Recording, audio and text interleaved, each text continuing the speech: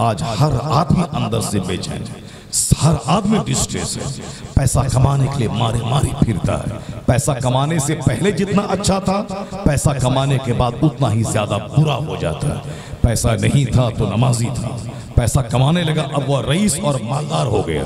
जब रईस कहलाने लगा, पैसों की झंकार में नमाजें छूटने लगी, पैसों की झंकार में अब सुन्नतों का कत्ल करने लगा। शरीयत से दूर काफिरों से दोस्ती करके उनकी तरफ तर्ज जिंदगी इख्तियार किया। अल्लाह रब्बुल इज्जत ने दौलत दी, सुकून छीन लिया, मकान दिया, चैन छीन लिया, अल्लाह ने कपड़े दिए, चैन छीन लिया। आज सारा समाज बेचैनी की आग में जल रहा है। समाज में है बीमारी, समाज में है नफरत, समाज में है घमंड, समाज में है दूसरों को नीचा दिखलाना। आज हर आदमी एक दूसरे की शिकायत की पोटली लेके बैठा हुआ है। ये मेरा पड़ोसी, ये अरबों में खेलता है, ये मुझको जलील समझता है, ये मेरे यहाँ नहीं आता, मैं सलाम करता हूँ, सलाम का जवाब नहीं देता। अब ये इंतजार करता किस दिन ये तबाह हो जाए, किस दिन इसका घर जलजले में धंस जाए, किस दिन इसका कारोबार ठप हो जाए। यह बुलेट चला के गांव में घूमता है, जोर से आवाज लगाता है, साइलेंसर हटा देता है, दूसरों की नींद खराब करता है। उससे बात करो कि ऐसे मत चलाओ, वह लड़ाई पे तुल जाता है, बोलता है खबरदार नहीं बोलेगा। यानी अब ये बेचारा उसका बदला तो नहीं ले सकता है क्योंकि इसके पास ताकत नहीं है। अब ये अंदर से कहता है या अल्लाह इसको तबाह कर दे, या अल्लाह इसको बर्बाद कर दे। यानी जिस समाज में मैं रहता हूँ उस समाज मेरा पड़ोसी मेरी तबाही चाह रहा है। मेरा पड़ोसी मेरे लिए दुआ क्या करेगा कि अल्लाह इसको आबाद कर दे, इसकी गरीबी दूर कर दे, इसकी परेशानी दूर कर दे। नहीं, वह मेरे घमंड की वजह से मेरी बर्बादी का तमन्ना ही है, वह जल्दी बर्बाद हो जाए, कारोबार ठप हो जाए। सबका यही हाल है। ये अजाब है अल्लाह की तरफ से, शरीयत पर अमल न करने की वजह से, सुन्नत से दूर रहने की वजह से, मस्जिदों को वीरान करने की वजह से। एक मौलवी इमाम साहब मुअज्जिन साहब को तनख्वाह देता हूँ ताकि वक्त पे आजान हो, वक्त पे जमात हो जाए। बाकी मेरी जिम्मेदारी नहीं है नमाज पढ़ना। इमाम मुअज्जिन पढ़ता है तो उसको अपना सवाब मिलेगा, तुमको क्या मिलेगा? तुमको कुछ भी नहीं मिलेगा। अगर तुमने नमाज नहीं पढ़ी तो गुनहगार तुम हो जाओगे। एक वक्त की नमाज छोड़ना हराम और गुनाह कबीरा है। जैसे शराब पीना हराम, जैसे ज़िना करना हराम, जैसे सूद खाना हराम, उसी तरह एक वक्त की नमाज छोड़ना हराम, गुनाह कबीरा है। और शराब पीने से भी बड़ा गुनाह है नमाज छोड़ना। शराबी 10 साल शराब पीता रहा, तौबा कर ले, अल्लाह माफ कर देगा। लेकिन अगर कोई 10 साल नमाज छोड़ता रहा तो जब तक वह 10 साल की नमाज कज़ा नहीं अदा करेगा उस वक्त तक यह नमाज उसके जिम्मे से साबित नहीं हो पाएगी। इस माना कर शराब पीने से बड़ा गुनाह है नमाज़े पंचगाह ना छोड़ना। ये किसने कह दिया कि नमाज पढ़े बगैर भी काम चल जाएगा? क़यामत के दिन सबसे पहला सवाल नमाज का होगा। तिरमिज़ी शरीफ की हदीस में हुजूर ने फरमाया, इन्ना अव्वल मा युहासबु बिहिल अब्द यौमल क़यामति सलाह। क़यामत के दिन सबसे पहला जो सवाल होगा बंदे से नमाज का होगा। अगर उस सवाल का जवाब देने में कामयाब हो गया फ़क़त अफ़लहा व अंजहा, दूसरे सारे मामलात में वो कामयाब हो जाएगा। इसमें अगर पकड़ा गया हुजूर कहते फ़क़द खाबा व खसिर व हिलाक, और तबाह बर्बाद हो गया। देवबंदी वहाबी गुस्ताखे रसूल है, इस्लाम से खारिज है, हमको से बहस नहीं, वो काफिर है, नबी की तौहीन किया। लेकिन उसके गांव में 100 आदमी में 99 आदमी नमाज क्यों पढ़ता है? उसकी औरतें सफर में भी नमाज पढ़ती हैं, ट्रेन पर मैंने अपनी आंखों से देखा। जबकि हमारी बहु बेटियां अजमेर जाती हैं, न जाने में नमाज पढ़ी रास्ते में, न आने में नमाज अदा की। और जितने दिन अजमेर में रहा नमाज पढ़ा। जब मेरा मौलवी भाई जाने में नमाज नहीं पढ़ा, आने में सफर में नमाज नहीं पढ़ा। अजमेर कोई सारी जिंदगी नहीं जाता तो कोई गुनाह नहीं होता। धामनगर कोई सारी जिंदगी नहीं जाए कोई गुनाह नहीं। मुजाहिद मिल्लत की मोहब्बत दिल में रखे, जाना उनकी कब्र पे जरूरी नहीं। हजरत उवैस करनी जो जलीलुल कद्र ताबई हैं, जिन्होंने हुजूर को बज़ाहिर आंखों से नहीं देखा, एक बार देखने गए भी मगर माँ की वजह से सरकार कहीं चले गए थे, फिर वापस लौट के आए, हुजूर को नहीं देखा। लेकिन मुस्तफ़ा के नज़दीक कितना उसका मकाम था कि हुजूर ने अपना जुब्बा निकाल के अली और उमर को दिया कि तुमसे मुलाकात उससे होगी, उसको ये मेरा तोहफा अता कर देना। यमन से खुशबू आती है, मैं उसे महसूस करता हूँ। अल्लाह अकबर।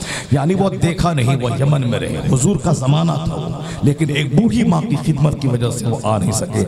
मगर दूर रह के इतना प्यार किया मुस्तफ़ा से, इतना प्यार किया मुस्तफ़ा से। फारूक आज़म ने जब सवाल किया कि आप मुस्तफ़ा से इतनी मोहब्बत फरमाते हैं तो आपने हुजूर का दीदार करने आए क्यों नहीं? कहा आपने दीदार किया है ना? कहा अल्हम्दुलिल्लाह। कहा ये बताइए कि सरकार के दोनों अबरू मुबारक आपस में मिले थे या जुदाखाना थे? फारूक आज़म हैरत में पड़ गए। जो कई बरस तक मुस्तफ़ा के साथ रहे मगर वो उनके सवाल का जवाब देने में हैरत में पड़ गए।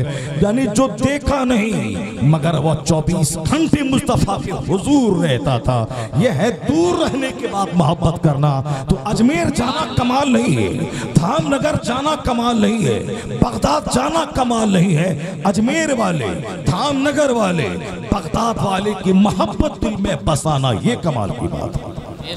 और आजकल वही हकीकी मोहब्बत नहीं है। और उर्स में भीड़ लगा रहे हैं, वहां जाके चादर चूमा चाटी कर रहे हैं, चादर का जुलूस निकाल के लड़ाई कर रहे हैं, फूल चढ़ाने में एक दूसरे को धक्का मार रहे हैं। दूसरे को धक्का मारना हराम था, बेहतर था कि तुम नहीं जाते वहां। धक्का मार के तुमने हराम काम कर लिया। आज जबकि फूल चढ़ाना कोई फर्ज वाजिब नहीं था, अच्छा काम था। और अच्छा काम और धक्का मारना हराम। तो अच्छा काम से बेहतर है हराम से बचना। यानी तुमने हराम किया वहां जाने के बाद तो क्या फैस मिलेगा? नहीं मिलेगा। चाय मार रगड़ रगड़ के मर जाओ। इसलिए 50 बार तो हर साल जाता है धामनगर, 50 बार तो जाता है हर साल अजमेर। क्या मिलता है? चंद सिक्के मिल गए, खुश हो गया। अजमेर और धामनगर से पैसा नहीं मिलता है। वो तो हिंदू भी बोलता है कि हम पूरी जगन्नाथ गए, मकान मिल गया। हम गोरख धाम गए, बेटा मिल गया। हम काशी विश्वनाथ गए, ये गाड़ी हमने खरीद लिया। यही बोली तुम भी बोलेगा। असल में बोली वही है। मैं धामनगर गया, जो मुजाहिद जनरल डब्बे में सफर करने के बावजूद नमाज सफर में भी नहीं छोड़ता था। मैं धामनगर जाने से पहले बेनमाजी था। जब वहां से लौटा तो सजदों की मोहब्बत पैदा हो गई।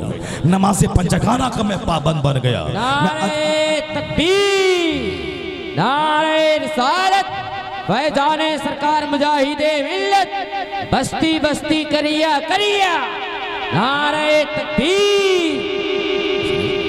जलसा अच्छा चीज है, जलसा अच्छा चीज है।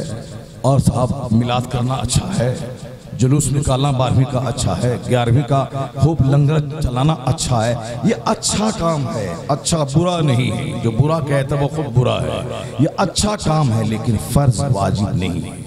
फर्ज है नमाज पढ़ना, फर्ज है झूठ से बचना, फर्ज है गिबत से बचना, फर्ज है घमंड से बचना, फर्ज है रोजे हज ज़कात की पाबंदी करना। वो फर्ज है, ये अच्छा काम है। अगर फर्ज के साथ ये अच्छा काम मिल जाए तो सोने पे सुहागा। अब फर्ज छोड़कर ये काम नफल करे, चावल रोटी छोड़कर चटनी खा रहा है, पेट नहीं भरेगा चटनी से। चावल रोटी का टेस्ट बढ़ा देती है चटनी। उसी तरह नमाज रोजा हज ज़कात ये चावल रोटी के समान है। 11वीं का बकरा, 12वीं का जुलूस, ये चादर गागर, ये उर्स, ये चटनी के समान है।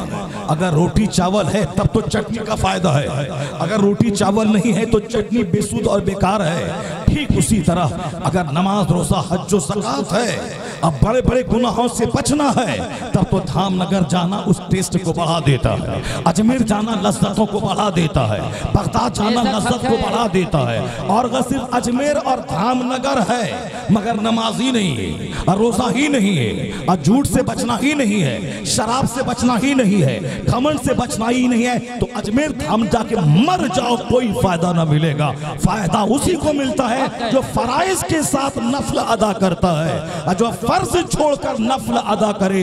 आला हजरत लिखते हैं फतवा में, कोई नफल कबूल नहीं होता जब तक के बंदा फर्ज नहीं अदा करे। नारे तकबीर, नारे रिसालत, मसलके आला हजरत, नारे तकबीर। आला हजरत ने कहा कि फातिहा भी दिलाओ, मस्जिद में भी जाओ, 12वीं का जुलूस भी निकालो, रोजा भी रखो, फर्ज भी रहे, नफल भी रहे। अगर ये दोनों तेरे साथ रहा तो तुम फूकेगा तो मिट्टी की दीवार सोने की दीवार बन जाएगी। अगर ये दोनों तेरे पास रहे, हुजूर शहबाज भागलपुरी रहमतुल्लाह अलैह, पेशाब सुखाने वाला ढेला उसने दीवार में फेंका तो पूरी दीवार गोल्ड की दीवार बन गई। मुझे हुजूर मखदूम बिहारी राजगीर के जंगल में एक हिंदू पंडित का जवाब दिया था। हिंदू पंडित ने कहा था कि बाबा अल्लाह वाला कौन होता है? हुजूर मखदूम बिहारी ने कहा था कि अल्लाह वाला वो होता है जो जंगल को बोले सोना तो सोना बन जाता है। इतना बोला कि राजगीर का सारा पहाड़ गोल्ड में तब्दील हो गया। अब कहा जब निगाह उठाई देखा पहाड़ सारा गोल्ड बन गया है। कहा पहाड़ों में तो इस पंडित जी को समझा रहा था, मैं तो तुमको सोना बनने नहीं कहा था। इसी को डॉक्टर इकबाल ने कहा कि अगर अमल से हट के दुआ करेगा तो वो दुआ रद्द हो जाएगी, और फिर अंदर से इतना अपने आप को बुलंद कर ले कि दुआ करने की भी हाजत ना आए। खुद ही को कर बुलंद इतना कि हर तकदीर से पहले खुदा बंदे से खुद पूछे बता तेरी रजा क्या है। अल्लाह बंदे से पूछे तेरी रजा क्या।